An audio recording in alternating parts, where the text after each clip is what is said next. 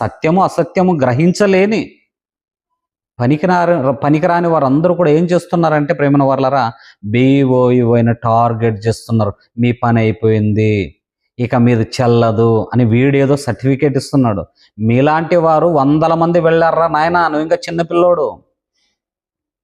BOEని target చేస్తూ BOEని తీసివేయటానికి, కాదనటానికి 100,000 మంది ప్రయత్నించారు. సార్వత్రిక సంఘాన్ని ఎవ్వరేం చేయలేరు. ఎవడో సింహగర్జనను కాల కింద వేసి తొక్కాడు, ఏమైంది చెప్పండి?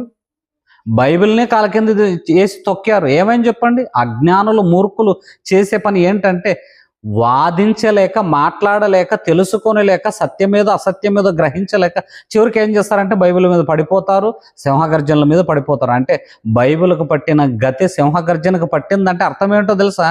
ఎంత పవర్ఫుల్గా ఉందో సింహగర్జన కూడా బైబిల్కు సపోర్టుగా. ఒకసారి మీరే ఆలోచించాలి. కాబట్టి మూర్ఖ స్వభావాలను ఆలోచన చేసి సత్యాన్ని గ్రహిస్తారని కోరుకుంటే